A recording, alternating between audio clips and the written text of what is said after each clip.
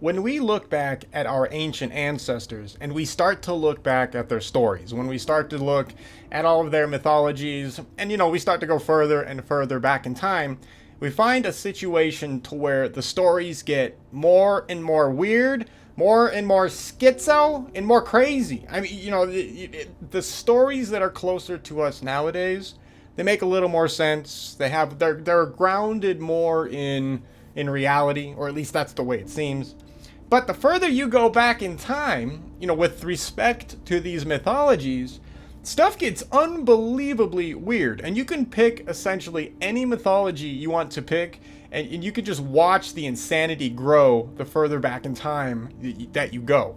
Why is this? Why do we find this common theme all throughout human mythology? It's the weirdest damn thing, and nobody really takes it seriously.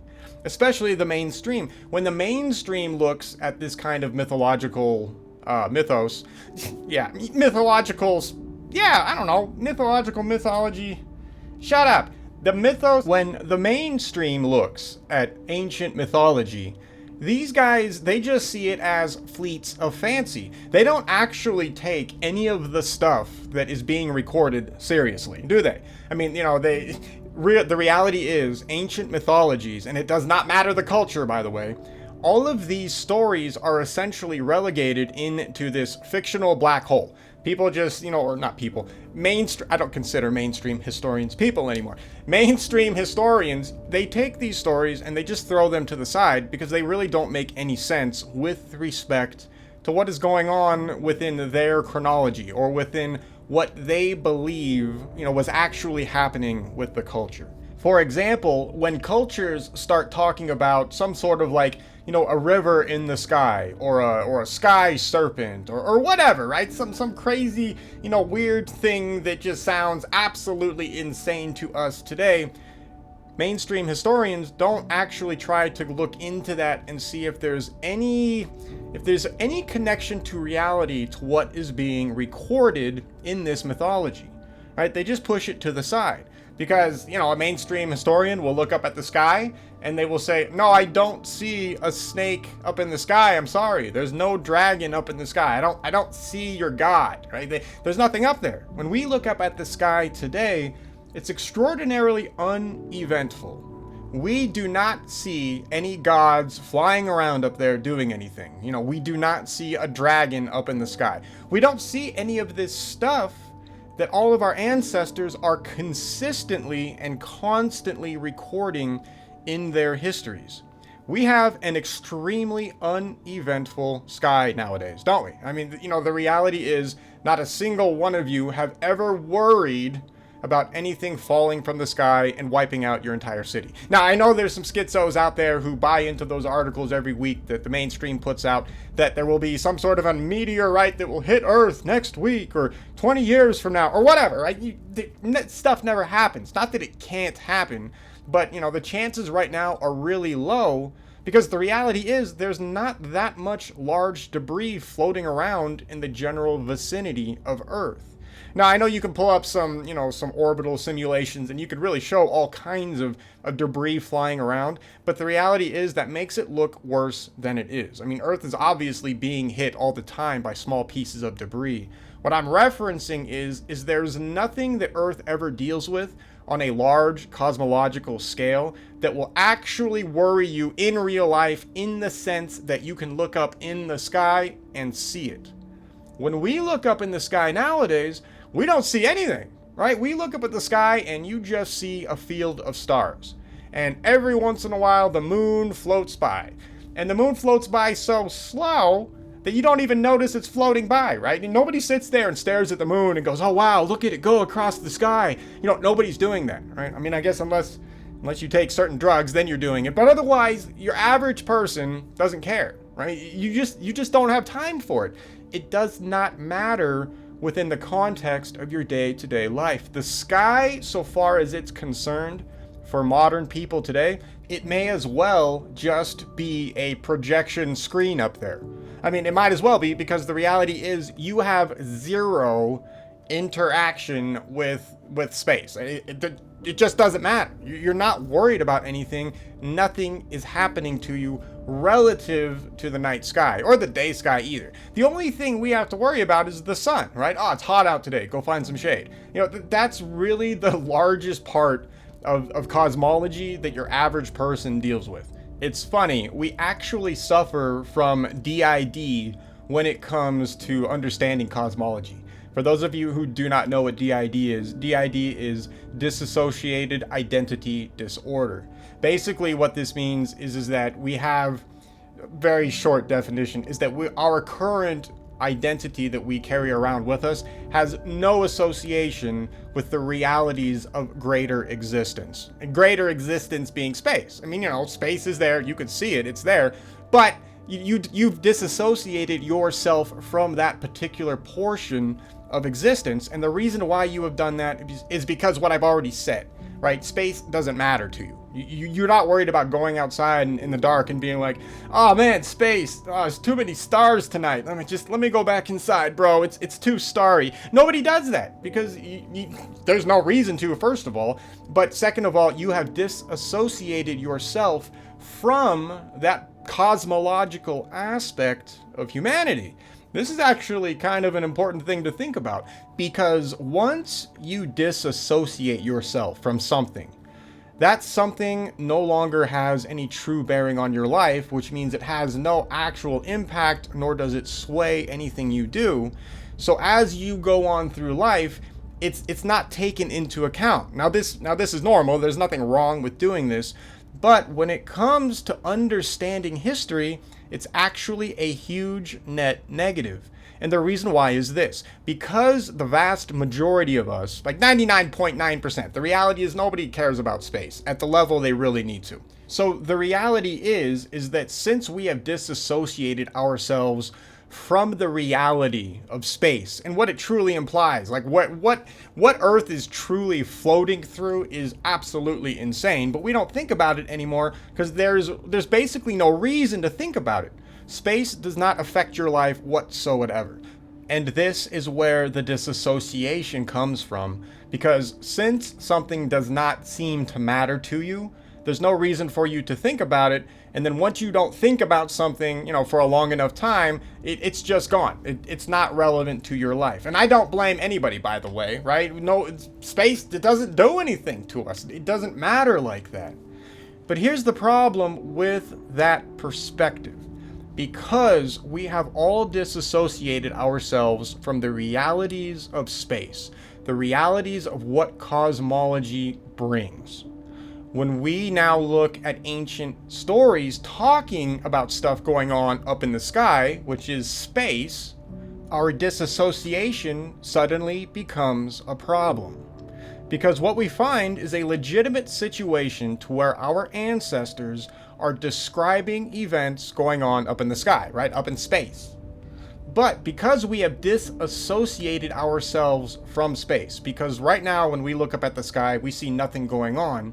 When we read stories about all kinds of crazy things going on, it just doesn't connect with anybody psychologically. It doesn't work, right? Because of, your modern, average trained, classically trained person nowadays, they buy into the mainstream science, and the mainstream science follows uniformity theory, and uniformity claims that everything takes place over billions of years. And also sort of makes the claim that if there's a process that we do not see happening right now, not going on, then it could not have possibly happened in the past. Yeah, that's ridiculous, by the way, but that's actually kind of one of the things that the theory of uniformity preaches. Now, it might be, I don't know, maybe it's advanced a little bit nowadays, but the theory of uniformity has absolutely destroyed all of science and history, right? It's one of the most destructive forces on this planet when it comes to any kind of intellectual thinking. Anyway, so because we are disassociating ourselves from cosmology in any real way, if we see a story that actually records some serious cosmological events taking place, we don't believe it's possible, right? To make matters worse, the way our ancestors describe these events it also doesn't click because our ancestors are talking about dragons in the sky, right? They're talking about mice tails in the sky, or a wolf in the sky, or a river in the sky. I mean, you name it, right? There's all kinds of weird descriptions from mythologies all over the place describing something going on crazy in the sky. It doesn't make sense, right? When we look out in the sky today, we don't see a wolf, right? Fenrir is not running around the earth right now. We don't see that. So when a mainstream historian gets their hands on these stories and is trying to figure them out, they don't make any sense, right? The mainstream historian or mythologist, I don't even know if mainstream mythologists even exist anymore. I don't even know if that's a thing. Anyway, mainstream researchers, when they get their hands on stories like this, they have no frames of reference for it, right? And to make matters worse, they are also disassociated from the realities of cosmology. They just are. And even worse, they probably haven't studied any cosmology on a scientific level for the simple fact that that's just not their forte, right? That's not their department. So why would they study things about comets or planets or asteroids or radiation or magnetic fields or whatever, right? Why would they study any of that when they're just trying to understand the history of an ancient people? So this is the situation that we find ourselves in with the majority of researchers. And this is also, I mean, this takes place on the alternative research side as well. It's not just mainstream people. I know I dog on mainstream people, but alternative researchers have the same problem. Alternative researchers also suffer from the exact same kind of disassociation. Right, you're never going to see, any of these guys that are, the older guys nowadays who have been doing generally good alternative research. I won't name names, but there's a lot of good guys out there, but they always hamper themselves when it comes to trying to understand what those ancient cultures were talking about with respect to the gods, because those guys are classically trained to one degree as well, and they don't want to let go of certain aspects of their training. And then you throw in the disassociation that they have from cosmology, and then, they're just never going to make any headway. And that's actually one of the huge problems that we have in alternative research. People think they've got all these pet theories figured out because they're so smart nowadays and that we know everything, but the reality is we're so far behind in a lot of areas for the simple reason that we have discarded and discounted all kinds of scientific facets of reality. And cosmology is one of those facets that is not thought about on the level that it really needs to be thought about. All right, you get it. I'll shut up now. My main point is that we need to be conscious of the things that we are not generally conscious of if we expect to somehow make any sense out of whatever our ancestors were talking about when it comes to the ancient histories that they went out of their way to record. Right? That's another aspect, by the way, that I don't think people truly appreciate. Our ancestors did whatever they could to try to somehow get these histories, these recordings of these histories, down through the generations without some sort of high technology. That's another aspect that's interesting as well. It really begs the question, why is it that our ancestors did not develop as quickly as we are developing now, right? I mean, that's actually a legitimate problem. And I realize that, mainstream, they have answers for all of that garbage. And once again, uniformity will pop in and, and tell us that we're all wrong if we think anything other than, everything takes 10 billion years, blah, blah, blah, all that crap. But it's a valid point. I mean, something must have kept humans down en masse on this entire planet multiple times at least, to where they were not able to progress, right? Why is it that our ancestors are constantly seem to be stuck in this weird caveman situation multiple times throughout history, even though we know for a fact they were able to build amazing structures? And anyway, that's not for this particular discussion, but it's something to keep in mind because it is relevant. All right, now let's get to the actual relevant part of the show. So the reason why I bring up all the garbage that I just talked about is because the theory that I want to discuss today, or at least an aspect of the theory that we're going to discuss today, will require us to take a serious look at cosmology with respect to actual real science, regardless of whether or not mainstream agrees with it, And we are also going to discuss it within the framework of ancient mythology. Now, this theory is called Saturn theory. And I probably talked about it here and there on this channel. And we're not going to go over the whole theory here, by the way. We're not doing all of that. I just want to bring up one aspect of it. I want to go over, well, we'll use Dwardu Cardona's book a little bit to go over some of the mythological issues that we find in the past that relate to Saturn theory. So for those of you who are not familiar with what Saturn theory is, here's a quick description, or here's the concept. So if all of our ancestors' stories are to be believed, also followed by, actual science and stuff like that here on Earth and cosmologically, what we find is that, around, and I don't have a good year for this, by the way. I don't have a year, and the reason why we don't have a year, well, you'll understand that here in a second. But let's just, for fun, say this was probably maybe between 8 and 12,000 years ago. Let's just say that because that's not a horrible number right now relative to the evidence. Anyways, 8 to 12,000 years ago, Earth was in a completely different situation than it is today. And by completely different, I mean 100% completely different. Saturn theory goes like this. 8 to 12,000 years ago, Earth was orbiting Saturn. I know, sounds crazy, right? The first thing we have to make sure we understand is that the Saturn that we see today was not the Saturn that our ancestors saw back then. The reason why is because back then, Saturn would have been a true brown dwarf. I mean, you could actually maybe even argue that Saturn and Jupiter, even today, are technically brown dwarfs. You can actually scientifically argue that. But anyway, I won't go down that route. But 8 to 12,000 years ago, Saturn would have been a legitimate brown dwarf star. I know, sounds crazy, right? Earth would have been orbiting Saturn. Now, for the classically trained person, I know this sounds crazy and insane, but just deal with me. I'm just going to give the basics. We're not going to go into hardcore depth. We're going to more focus on the mythologies, but I need to lay this out a little bit. So, we have Earth orbiting Saturn. Not only was Earth orbiting Saturn, but we also would have found Mars orbiting close by, as well as a few other planets. Now, the names of the other planets are up in the air because it gets tough to track where the planets go once Saturn novas. Yeah, right. Okay, so now it's even crazier. We have Earth orbiting brown dwarf Saturn. Okay. And now it's novaing? What? What are you talking about? There's no way a planet could survive a nova. And you're making the claim that Earth was... I mean, what's going on? All right, so here's the deal, really quickly scientifically. A brown dwarf star has what is called a plasma sheath surrounding it.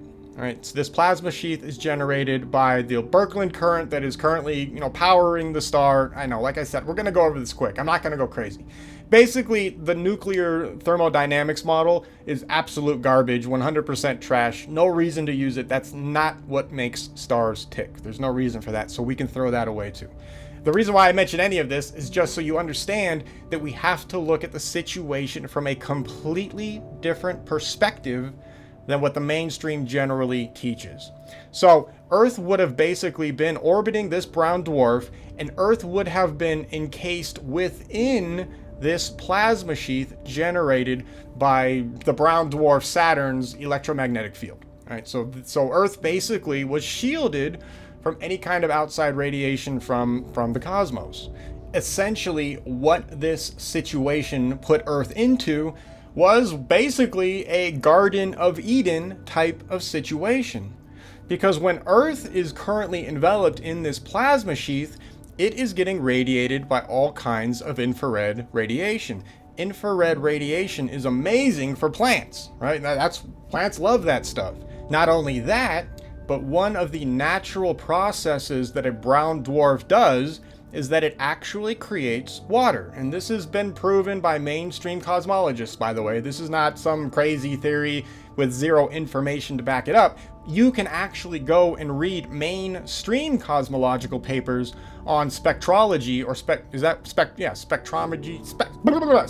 spectrology, the spectrum, the spectrum, to where we can see what elements that a particular star is consisted of. And what they found was that water is very common around a brown dwarf. So basically, Earth is in this amazing Garden of Eden situation. Earth is getting a nice, soft infrared light that plants are loving. There's a nice purple glow around the planet. Earth is being uniformly heated, by the way. There's no seasons, there's no weird stuff. The plasma sheath ensures that the entire planet Earth is being radiated essentially perfectly, right, on all sides of the sphere. Well, I mean, not perfect, you know what I mean. Basically, the entire Earth globe would have been receiving generally the same amount of heat. So, and the heat was not, you weren't sitting next to this blazing sun like we are nowadays. The heat coming off of a brown dwarf is relatively low, right? It's not like the sun. The sun burns way hotter than a brown dwarf. That's one of the reasons why it's hard to find brown dwarfs, because they have such low temperatures. Anyway, so you pair that with the fact that a brown dwarf is creating water, so Earth has a situation to where water is constantly gently misting down on the planet, right? So it's like a perfect situation for life, right? And what that implies, that's a different show entirely.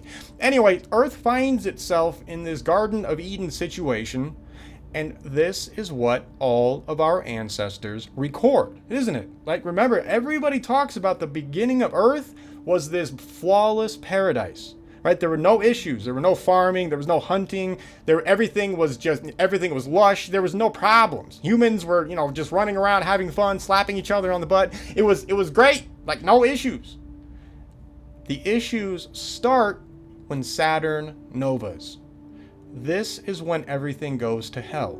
So in Saturn theory, the basic concept is, and I'm going to give the basics so we can move on to the mythology. The basic concept is, once the brown dwarf Saturn novas, all of the planets that would have been orbiting Saturn, or all of the satellites or whatever was orbiting at the time, basically everybody's orbits goes to garbage. It kicks everybody out. This is where the chaos begins. This is actually what would technically have caused the deluge. I'm not going to get into that, but that is where the deluge would have come from. If you are looking for a scientific explanation as to how you get a ton of rain that would have come from the sky to flood the entire planet, we're done. You have a brown dwarf star that literally just inundated Earth with tons of water. We're finished. That's all the explanation that we technically need. It's scientific and it works and it lines up with what all of our ancestors talk about. Obviously, there's more details and it's not quite that simple. But anyway, just an example of what this theory may actually explain. So, and it's all based on science, by the way. Remember, everything we're talking about here is based on real science. There's no weird theoretical garbage. We are just following the scientific possibilities, and we are listening to what our ancestors talk about.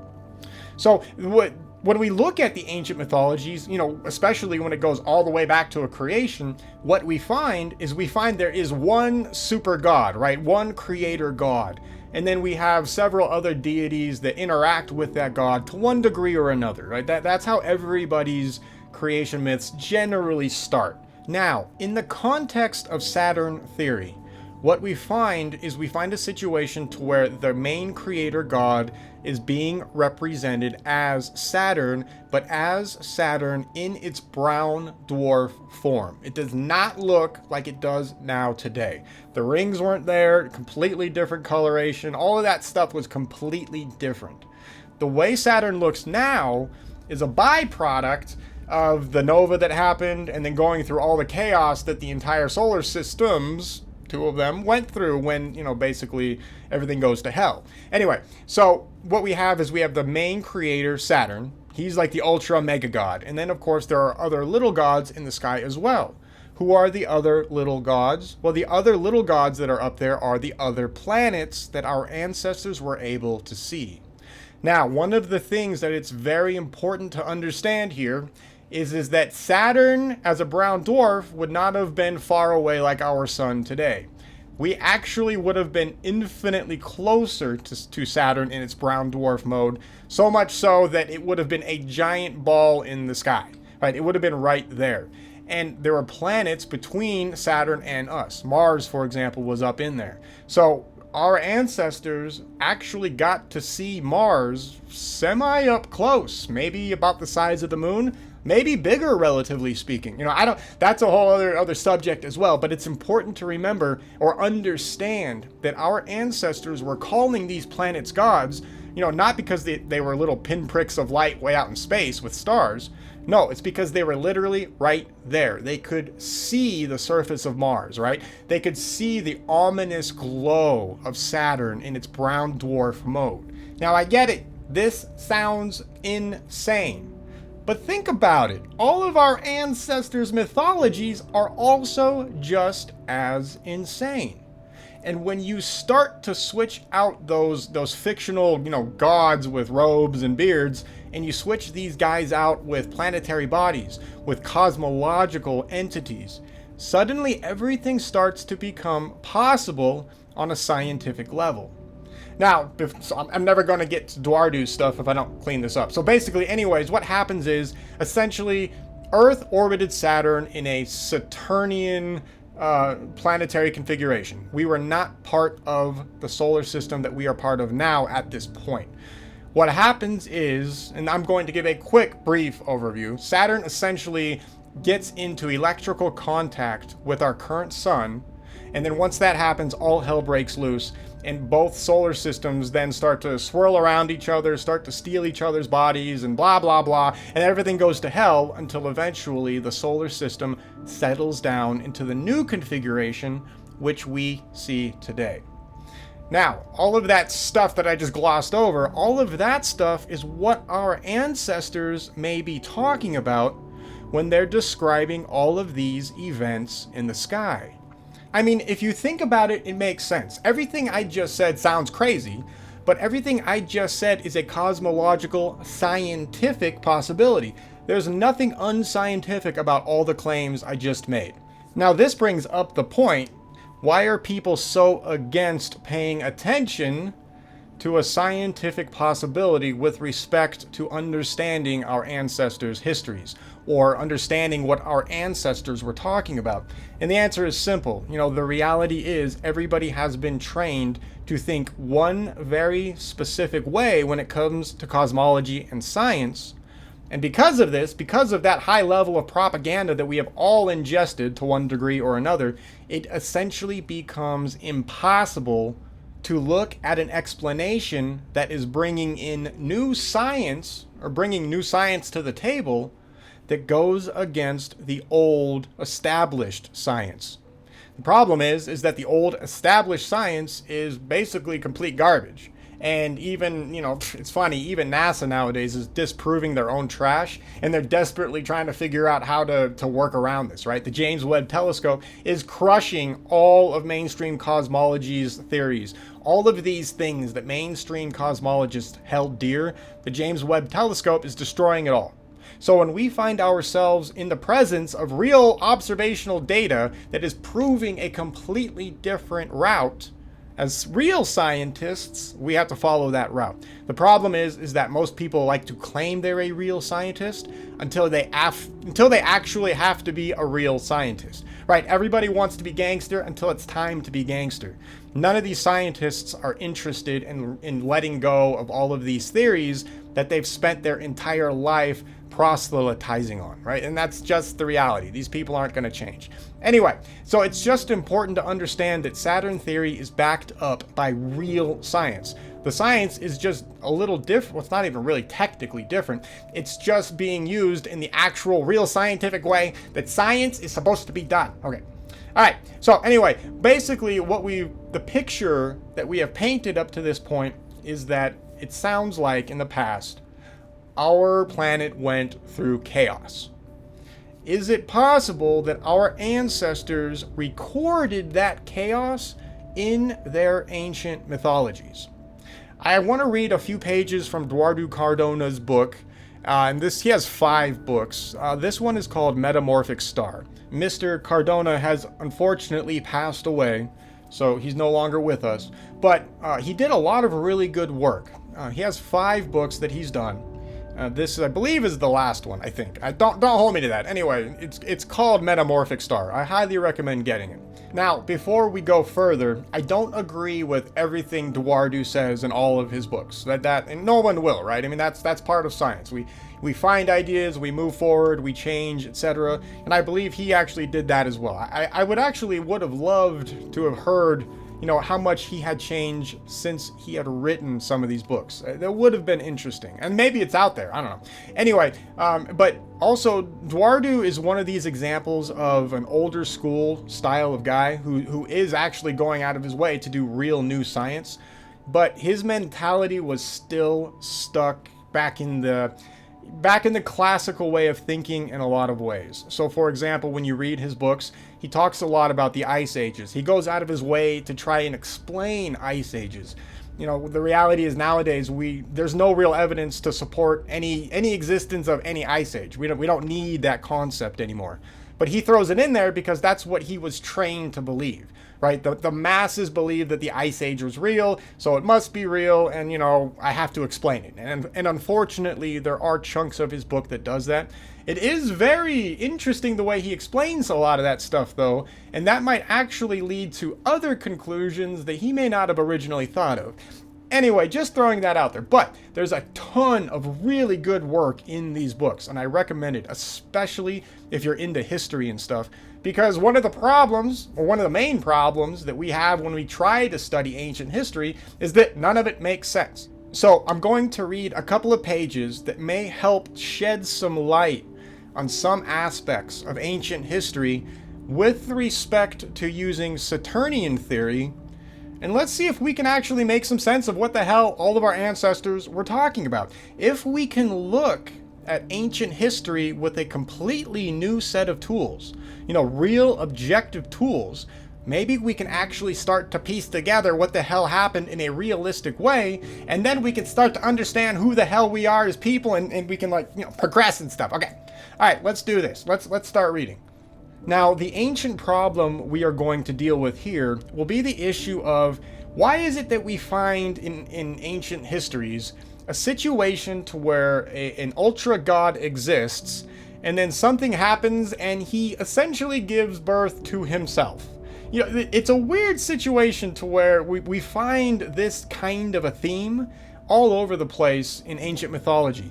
It's either the god gives birth to himself or the god gives birth to his son, which takes over as the main god. This is a very common theme in really ancient mythology. Let's see if we can shed any light on why these kinds of stories exist. So this is chapter 13 of Metamorphic Star. It's called Heavenly Transitions, Self-Propagation. As intelligent as our ancient forebears were within their own environment, there was nothing that could have told them what was happening to their sun, why it had flared up, and why its appearance totally changed once the sky dispelled its curtain of cosmic dust. Basically, once Saturn novaed, when Earth was within that plasma sheath, humans had no clue about stars as we know today. There was no such thing as a night sky in the sense that we experience it today. The entire planet would have been blanketed with a very soft, kind of purplish, reddish light. When Saturn novas, obviously all of that goes to hell and disappears and everything starts to change. So that curtain that he's talking about would have been that general sheath that would now have been gone, right? It's gone, blown out. All right, anyway. All right, where was I? Okay. In the end, they could only make sense out of what had transpired by endowing the radiating globe above them with a life of its own. And they're talking about Saturn being that radiating globe. When, in later years, they attempted to pass on the memory of what they had witnessed to their descendants, they could only do so by presenting the events as lofty creatures' calculated actions. To the ancestors of the Zuni, a major tribe of the Pueblo Amerans, this lofty being became known as Awanawiliona, who, in the beginning, was the only being that existed in the darkness, before the sky was blue, when no other light shone in the sky, known as, quote, the one who contains everything, or, quote, the one who is everything, unquote. Awanawilona is said to have assumed form when he fashioned the great light. This great light became, quote, a sun, which has unfortunately been understood by some as having been the sun. That means like the sun nowadays, the sun that we currently orbit. Quite naturally, ancient man's later comparison of Earth's primordial brown dwarf star with the present solar orb is understandable, but the difference was also often stressed. This is shown quite clearly by the composers of the Mayan Popol Vuh, when they recorded the, quote, old tales their ancestors had related. Quote, like a man was the sun when it showed itself. It showed itself when it was born and remained fixed in the sky like a mirror. Certainly it was not the same sun which we see, it is said in their old tales. Although we have already been through this, the point we wish to stress this time around is the assuming of form by Awanawilona, since this seems to tell us that he either had no form or shape before the emission of the light, or that he went through a change of shape following that event. Now, this event would have been the nova. So what he's basically stating is that when our ancestors would have looked up to the sky and they would have saw the brown dwarf, it wouldn't have been this perfect sphere. It was just a soft ball of glowing light. There would not have been necessarily any kind of true, real form or shape to it, right? You just kind of draw it. You draw it as a circle, basically, but there was no hard edges to it, is what they're saying. All right, where the hell were we? Form or shape, however, was not all that changed. The proto-Saturnian sun would also have gone through a transformation in its brightness even after the full glare of its flare-up had ebbed.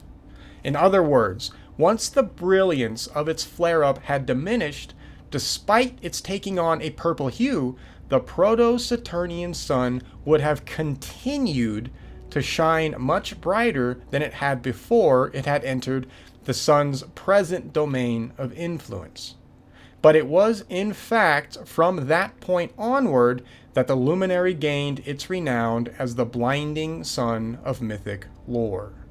For those of you who are familiar with certain ancient histories that talk about, two suns in the sky, a good sun and a bad sun, this is where this starts to develop. So if you've been looking for an answer for that situation, here you go. All right, we're going to start explaining some of that, I think. All right, anyway.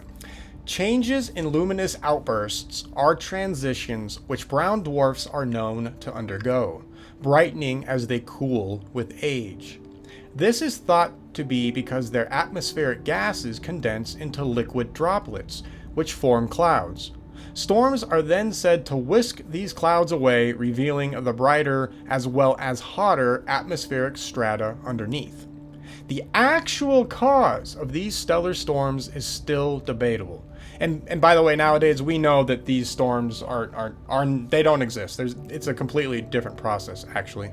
As, however, already noted, we concur with those who continue to maintain that they result from sudden electrical discharges, which, while possibly intrinsic, can also be incurred through the infiltration into a plasmatic cell of different electrical potential. Yeah, there it is. That's the key. In other words, these storms are nothing but the flare-ups we have been discussing. So what he's talking about right there is mainstream cosmologists or nuclear, star nuclear physicists, whatever. They have no they try to say that there are these storms, these supposed storms on brown dwarf stars that are supposed to be the reason why they see these different energy potentials changing. There's no reason to believe any of that. Remember, everything is electrical. These stars are being powered by Birkeland currents. You don't need some sort of weird theoretical star storm to explain any of this. Mainstream cosmologists are absolutely insane, right? They're the ones that are going to call us insane, but they're over there just pulling stuff out of their butt like it's okay. Okay, anyway. Moving on. One thing we can be certain of is that Proto-Saturn's flare-up would not have only swept part of Earth's previously denser atmospheric envelope into space, it also would have blown away a goodly portion of its own clouds, which is where most of the cosmic dust we have already discussed would have come from. Huh, interesting. Yeah, okay. In the end, as we shall see, Proto-Saturn's appearance following the ebbing of its flare-up was so much changed that our ancestors began to think of it as the self-created creature of its former personality. As later told by the Egyptians, Ta-Tenin, whom we have already met, was the maker of his own body. The manner in which he was acclaimed makes this quite clear. Quote, "Thou hadst no father to beget thee in thy person, and thou hadst no mother to give birth unto thee. Thou didst fashion thyself without the help of any other being. Fully equipped, thou didst come forth, fully equipped." Unquote. Basically, what they're saying is that he made himself. You get that out of all that? All right, divine parentage. The manner in which the Proto-Saturnian deity was believed to have fashioned himself would have been debated to no end by those who had witnessed the transformation. Even today, if the sun were to suddenly change its appearance, astrophysicists would be sent into droves back to their drawing boards in an attempt to understand what had transpired contrary to their expectations. Within the limits of their own intelligence, the ancients were no different. They would have striven to find a reason behind the changes that their luminary had experienced. There had been those who viewed the retraction of Proto-Saturn's polar column as an act of self-penetration, whereby the god had a sexual union with himself. By the way, okay, so this polar column, one of the potential parts of the Saturnian theory is that all the planets at some point in time were locked into a south polar orbit where everybody was essentially stuck in a line, like a line of pearls or something on a string. And there was basically a column of plasma emanating out of the South Pole. And that would have been what was bathing Earth and the other planets in the radiation, stuff like that. So our ancestors looking up to the sky, they quite literally would have seen a long column of energy, basically, just leading up into the brown dwarf Saturn. So that's what they're talking about when they talk about a column.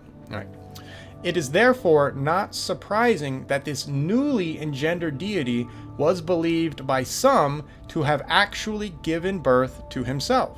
God was thus seen as being his own father, and, by the same reckoning, his own son.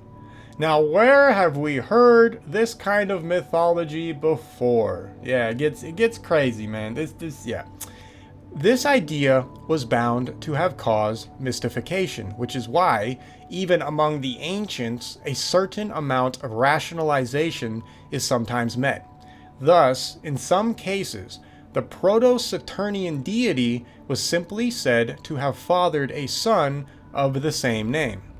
This is the way we find it recorded by the Greek grammarian Alexander Cornelius Polyhistor, in relation to the Babylonian god known as Belus. As he had it stated, quote, "Of him was born a son," unquote, who was also named Belus. That Belus was the same as Kronos, the Greek Saturn, we also learn from him. But because there were still those who realized that the Son was the same as the Father, the belief that the soul, or the spirit, of the Father passed on to his Son, who thus became the image of his progenitor, especially among the Egyptians, became ingrained as a religious creed. In fact, as Arthur Cook, with whom we do not always concur, was bound to realize in his extensive wandering through the world's mytho-historical records, the belief that, quote, a son may be the rebirth of his own father, unquote, became widespread in antiquity.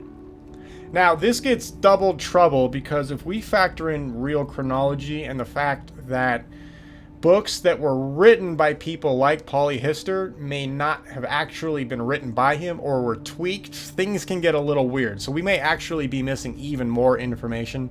But that's neither here nor there. I just wanted to throw that out there, that I want to make sure we acknowledge the fact that when we are listening to Greek, quote-unquote Greek people, or Greek works that were miraculously found during the Renaissance, we have to be careful. It doesn't mean that it's not true, because it's entirely possible that these people were, copying a Greek text legitimately. But at the same time, it gets weird, and we've covered that. Okay, anyway. Confusion, however, became rampant even among the very ancients who could not quite be certain exactly what their ancestors meant in passing on these Ori memories. This was the more telling since not all tales told exactly the same thing, which is not to be wondered at. After all, as is well known, even today, those who witness the same event rarely agree in the telling of what they saw. That's actually a pretty important point and it gets even weirder because remember, everybody on the planet would have had a different geological perspective of what was going on in the sky. It's not like everybody was huddled in the same, 1 square mile area and watching all of this take place. People would have been all over the place watching all of this happen. So whatever they describe, it might be the same thing, but their perspective would have necessarily have been different. So someone may have saw something, insane happen, but somebody else on the other side of the planet would have no recording of it because they didn't see it. They can't physically see it. There's no line of sight, right? Anyway, let's go on. And when the event itself is not readily understood, the analogies that are used in an attempt to clarify the issue often work in reverse by causing more confusion. And that is the key to the problems in mythology and understanding them today, right? Okay. Different witnesses tend to paint the same event in different colors.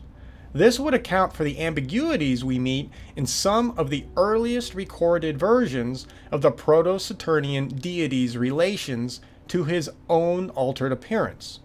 The Babylonian Bel, the same as Belus, who was Saturn according to Damascus, came into existence before Ea, who was also Saturn. Even though in the end it makes no difference, there were others who believed that it was Ea Saturn who actually fathered the Saturnian Bel. Those who have delved deeply into comparative mythology could not have missed the situation we have been attempting to describe. Unless you're part of the mainstream, then you completely ignore all of this and you are blind to the truth. Back in the 19th century, George Rawlinson was already stressing that when it comes to godly parentage, the alleged relationships are not only often confused, but even contradictory.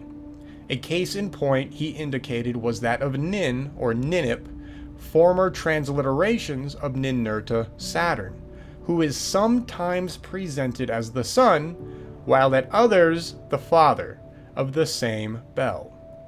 And that's right. So we just, yeah, it's crazy. This is the problem, right? Because you have a basic event, you have multiple perspectives of the event, you have humans even back then trying to quantify the event, and then they're trying to somehow get it across to the future generations. I mean, it's one hell of a problem, and obviously it didn't, it wasn't solved very well. But we'll never figure out what happened in the ancient past if we don't start paying attention to these kinds of problems in mythology. Okay, moving on. Progeny's own progenitor. The concept of Proto-Saturn's self-creation among the ancient peoples was best maintained by the Egyptians. As we have already seen, Ptah-Tenin was believed to be such a self-created deity. He was not, however, the only one. In an Egyptian coffin text, Atum is also made to claim he was his own creator. Quote, "I came into being of myself," unquote. He is there made to say. In his form of Khepera, Ra too was declared to have produced himself, but in a different vein, although in the same place he is additionally made to assert that he produced himself from, quote, primeval matter, unquote. This is the very divine matter, or pot, that we have earlier seen him produce from his very self. This primeval matter is even called Osiris, the, quote, primeval matter of primeval matter, unquote. In other words, the primeval matter par excellence.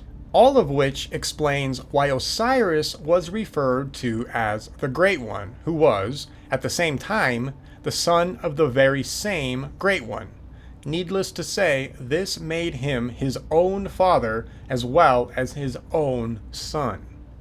From all of the above, but also in relation to what transpired later, the Egyptians derived the belief that when a dead man's soul was taken up to heaven, he turned into that very deity, but also into his son. This was the very fate claimed for Pepi I, as found engraved on one of the walls inside his pyramid. As they're recorded, the pharaoh becomes Neter Sa Neter, that is, God, the son of God. Belief in the self-creation of the primal deity continued to spread down through the ages, and we find it embedded in the creeds of various ancient nations. The self-generation of Prajapati, whom we have elsewhere seen identified as the proto-Saturnian god, continues to be lauded by modern Hindus. Prajapati is the deity who is said to have fathered his own self. Isn't that amazing? Like, the more you go back in time, you find all of these core mythologies, right? And for a mainstream person, this can't possibly be happening because, according to mainstream historians, nobody was talking to each other. I mean, how the hell does everybody have the exact same story? I mean, it's hilarious. Everybody has the basic same story, just different names, and mainstream historians completely ignore this fact. Like, I mean, at this point, like, this right here alone is all you need to see to know how absolutely corrupt mainstream history is. I mean, it's absolutely insane. Okay, anyway. So, similarly, among the ancient Greeks, both in reference to their own gods as well as the foreign deities they believed in, that Kronos, their own Saturn, was the son of Oronus, is well attested. But that Oronus was also Saturn, which makes Kronos his own son, is not all that widely known. Even less remembered is that Kronos was believed to have a son also named Kronos.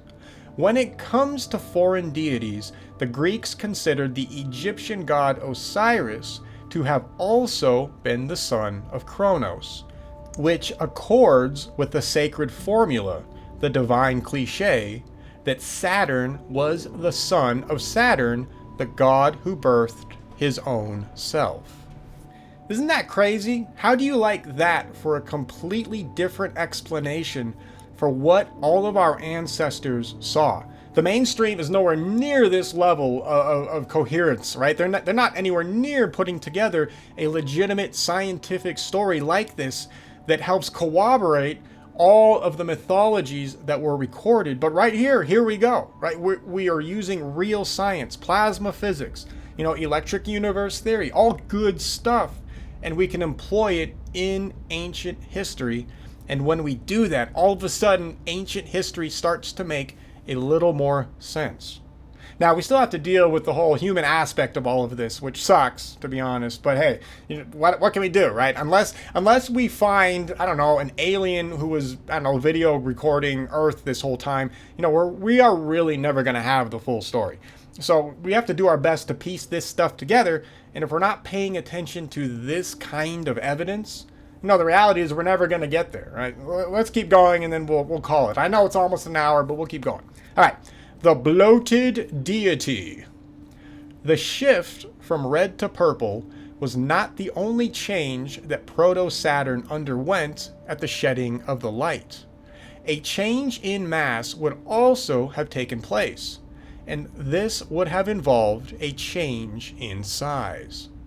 Together with the shielding of the light itself, such transformations in a cosmic body can be induced through modification of that body's electrical environment. Under such conditions, as Wallace Thornhill tells us, stars transform quite rapidly, and these changes would include the star's apparent dimensions. As a side note, this is actually a pretty important concept to remember. So, I talk crap about the theory of uniformity, and I do that for good reason. But one of the main things that the theory of uniformity has done to destroy science and history is that it has convinced everybody that everything takes 10 million years to happen. Basically, everything happens at a snail's pace. This methodology of thinking is absolutely destructive to anybody trying to figure out the truth. It's really important to remember that once you start to factor in electricity, plasma physics, suddenly it does not take billions of years for things to happen. Electricity, electromagnetism is a key component in sorting objects extremely quickly. So if you have a bunch of charged bodies in space, guess what you can do? You can move those things around really fast. And why is that? What about gravity? Doesn't gravity, isn't it really weak and it takes a lot of time?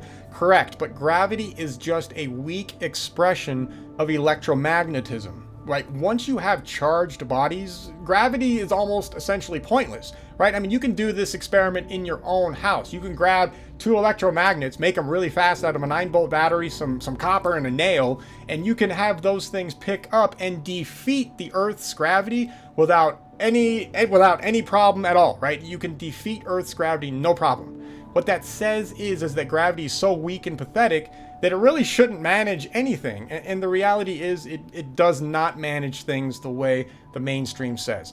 Once you start to respect electromagnetism and you begin to employ it in your cosmological theories, etc., suddenly you no longer have to wait for gravity to do anything, because electromagnetism, that force, the electric force, I mean, that's like a billion gajillion times stronger than gravity. Obviously, that's not the official number, but it's insane. Like the electromagnetic force destroys gravity on just an extreme level. So once you have charged bodies flying around each other, they will self-organize simply due to electric-magnetic properties. It's not really all that complicated.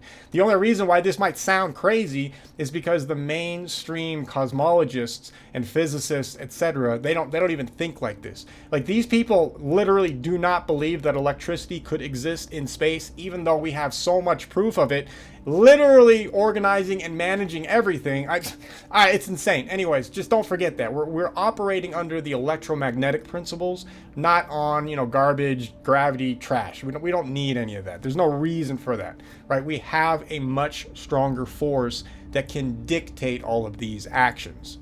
Okay, let's get back. As Earl Milton had even earlier recorded, if the sun had to drift into a region of different electrical potential, it would physically change size. Whether it would grow bigger or smaller would depend on the electric strength or weakness of the region it would move into. Were it to move into a region powered by higher electrical energy, it would physically shrink. But here is where it gets more complicated since, at the same time, the electrical activity at its surface would actually intensify. The Sun, so Milton tells us, would compensate for this by increasing its atmospheric envelope. Depending on available energies, the Sun might even swell into a supergiant star. In other words, it would visually appear much larger. The same thing would have happened to the proto-Saturnian brown dwarf star.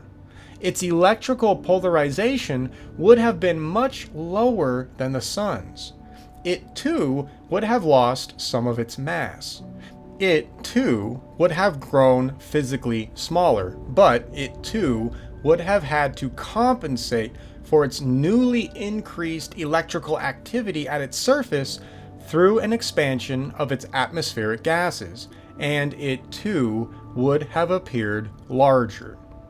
While the above makes it clear, as others have insisted, that the mass is electromagnetic in character, and that change in mass would involve electrical activity, Proto-Saturn would also have lost mass through its shedding of material when it flared up. This would have resulted in lesser density, which would mean that its spherical size would have actually increased, all of which would have added to the body's apparent expansion. Taken all together, the above would demand that our ancestors would have noticed and reported Proto-Saturn's increased size. Do we find it so recorded? And yes, I realize that I suck balls at reading. Just bear with me. The information is still good, right? I mean, were you really ever going to read these books? Come on, be honest with me. All right, let's keep moving. We're almost done. I know, we're at an hour, but we'll keep going. The last thing I would want to do is to offer excuses for the lack of what should not be lacking. It is not that records of Proto-Saturn's bloated appearance are not found, but they are much too few in number. Even so, this should not be considered strange, since a change in the orb's apparent size, when so much else was happening both on Earth and in the sky, is not something that would have awed all those who noticed. As we shall continue to divulge, Proto-Saturn was yet to go through a much more drastic series of transformations for its change in size to have seemed all that dramatic. Among the few reports of this event that have survived is one from the Eskimos of what is now Alaska. This myth concerns Tululagakuk, who also is known as Raven Father, quote, the creator of all life. It's very interesting that the raven shows up, because the raven is also used over there in North American Indian mythology as well as, well, it's very interesting that people call it a raven. Different show, okay. Tululagukuk's recognition as the planetary deity of our concern rests on his association with Earth's celestial environment prior to creation, which is identical to the one that is described in the Saturnian myths of other ancient peoples.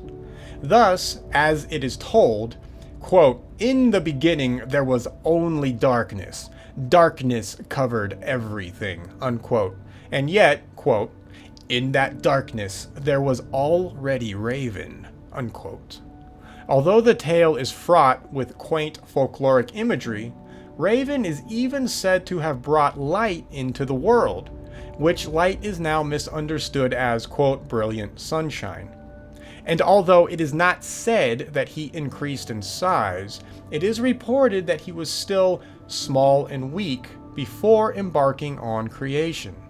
It is therefore understood that he must later have grown big and strong. That's actually a good inference, right? Because not every single mythology is going to directly say, yeah, that god grew 10 feet and here's your empirical data. Like, it's not going to, always be like, it's never like that, really. So you have to pay attention to how they word what they're talking about, right? That's important, all right? a more direct report comes to us from ancient Persia. We have already met Zarathustra's rehabited Saturnian god, Ahura Mazda, on a previous page of this work. In ancient Greece, Ahura Mazda became known as Oromazes. Yeah, I know, I'm butchering all of these names. I never claimed to be a good reader, so just bear with me. The page is on the screen, you can see it. If I'm screwing up, just deal with it. Or we'll make up new names, whatever. Okay. It is in a famous treatise by the just as famous Plutarch that, in association with creation, Oromazes, who was born from the, quote, purest light, is said to have, quote, enlarged himself to thrice his former size, unquote.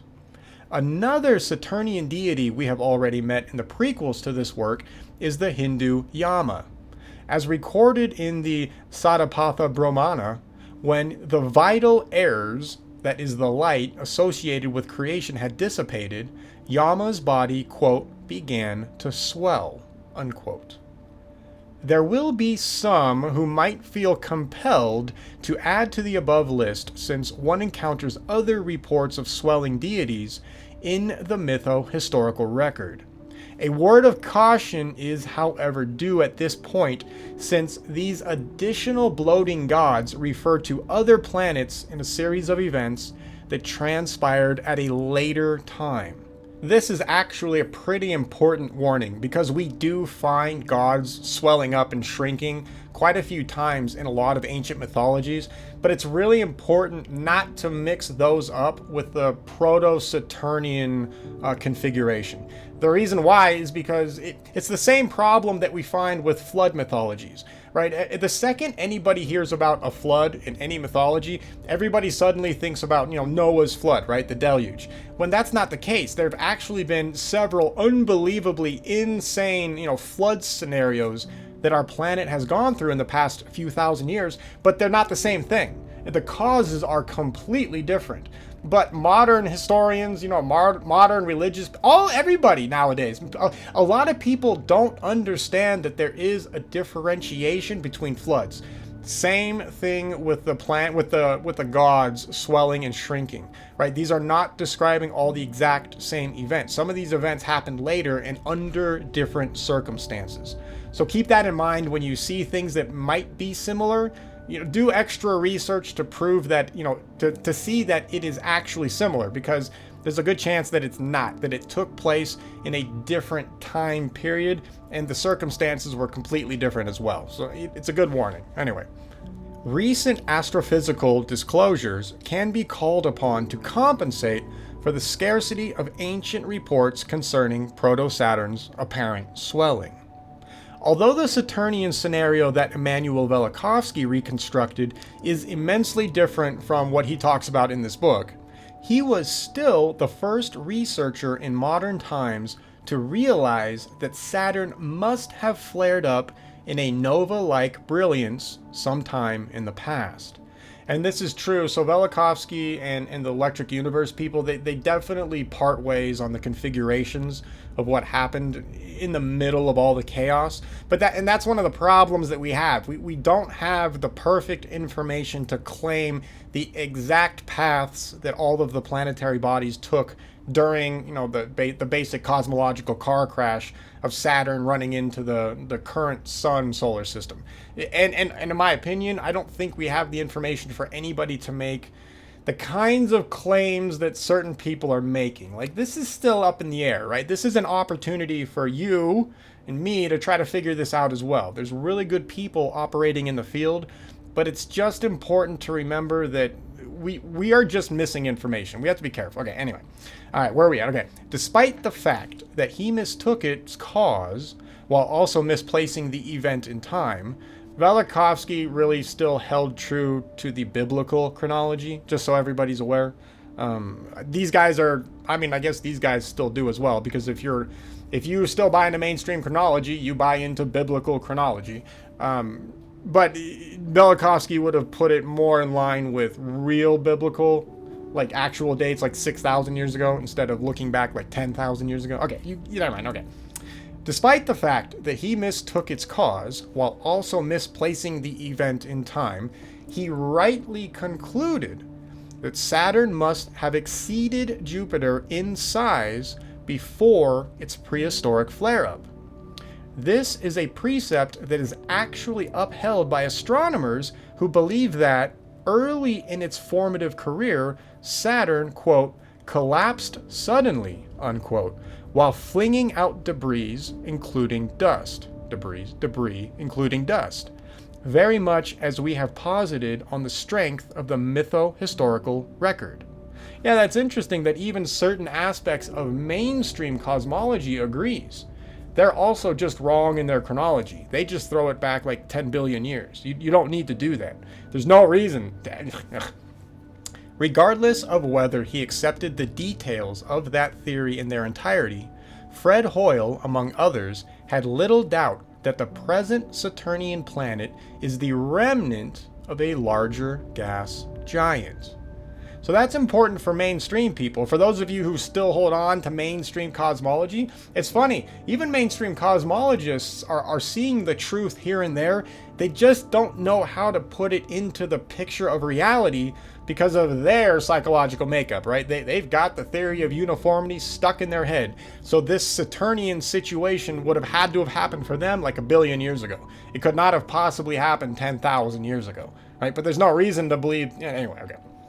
According to the orthodox theory mentioned above, Saturn's sudden collapse is said to have transpired, quote, more than 4.6 billion years ago, unquote. Yeah, see, there it is. They always have to throw it back in some unprovable time period to where nobody can question their conclusion, right? So they're going to claim 4.6 billion years ago. And if you go against that, they just say you're lying. And then if you say, well, prove it, they just have to say, well, it's 4.6 billion years ago, bro. I don't have to prove anything. I can't do that. It's the same thing. It's like literally a religion. That is the exact same excuse religious people use. All right. During the time when the planet is believed to have still been, quote, forming out of the solar nebula, unquote. And there's the solar nebula hypothesis, which does not have a single prediction to its name. The hypothesis is trash. There's no reason for that either. Okay.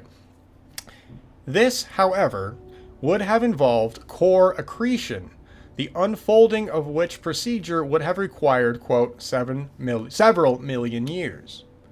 Alan Boss, however, was of an entirely different opinion. While he too believes that Saturn had originally been more massive, as so, in his opinion, had the other planets of the solar system, his particular approach favors planetary development in the hundreds of thousands of years or less. Hey, now we're getting somewhere. We're getting there.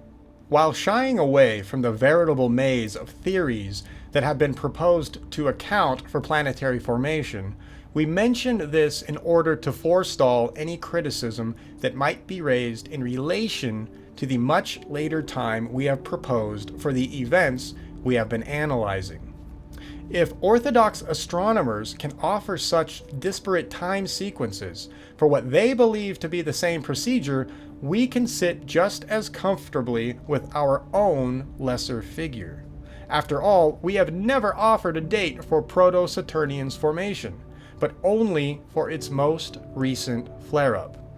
That's also important to understand because we don't have for example, the creation of Saturn. Who knows when that happened? We have no information with respect to that whatsoever. How long was Earth in that configuration initially before the nova? We have none of that information. So it's really important to remember that when you're studying this theory, that there are aspects of the theory that will probably never answer certain questions that mainstream astronomers claim to have answers for. So for example, they claim, oh, the Earth is 4 point whatever billion years old. Prove it. Just prove it. How did you get that number? Where the hell did that number come from? Right? They have nothing. There's no reason to believe that number. They can throw that number out there and there's nothing you can do about it to challenge it because it's so far back in time. The number's ridiculous. There's no reason to give a number. The thing with this theory is that it's not trying to answer that question anyways, but there's no reason to make up numbers for it as it is. It's not relevant. So that's just something to remember while you guys are going through this stuff. All right, let's finish this up. Although it is presented as a slow process, It is now accepted that brown dwarf stars have a tendency to shrink with age. Quote, young brown dwarfs should start off much larger than Jupiter and contract slowly to about the size of Jupiter, unquote. So claims Robert Ney. While we do not hold to the sluggishness of such activity, we note, as we have already done on an earlier page of this very volume, that Saturn is now considered to be the very relic of what had previously been such a brown dwarf star. Remember, with electromagnetism, everything can happen quickly. We don't need weird, long, billions of year processes to have things happen. We can have things happen instantaneously with that level of power transfer. All right, let's close it up. What should not be lost sight of is the fact that, with a lesser density due to both its outpouring and electrical upheaval, although reduced in mass, Proto-Saturn would have actually swelled in size, just as our ancient ancestors noted. So there you go, right? We're looking for answers to try and figure out what the hell our ancestors were talking about, and we're never going to find it if we continue to buy into the mainstream garbage, right? Theory of uniformity. Theory of the, or not theory, but the way historians treat all of our ancestors as monkeys, right?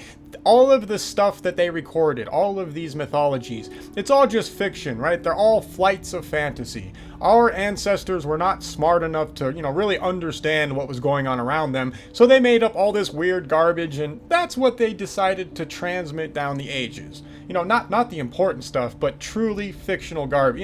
It's just, it doesn't make any sense no matter how you spin it, which is why I think you find a lot of people, when they try to get into history, they drop out because none of it makes sense. I mean, if you follow a mainstream historical, ideology and methodology and the way you look at this stuff, it's embarrassing. I mean, it's an absolute, okay, we get it. It's garbage, it's crap.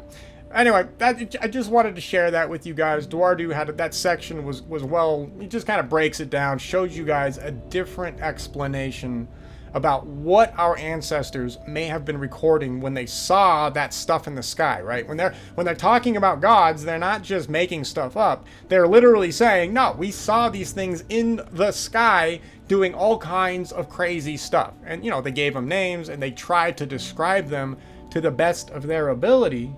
And unfortunately, that got lost on future generations because the reality is, there's two realities here. The first reality is that all this stuff that they are talking about, none of that's going on now, right? And it wasn't going on, 1,000 years ago either, right? We just lost sight of the true possibilities of cosmological events. And then, of course, the next problem we have to deal with is the constant propaganda from the mainstream telling us that all of our ancestors were stupid and they were just making stuff up and they were primitive and they weren't, they had no clue what they were talking about. These are the things that we have to fight against. So do what you can to get out of it. I'll keep bringing you guys this information until if they finally ban this garbage channel. So okay, anyway, you guys get it. All right, well, we got more to talk about some other time. This is long enough. All right, okay.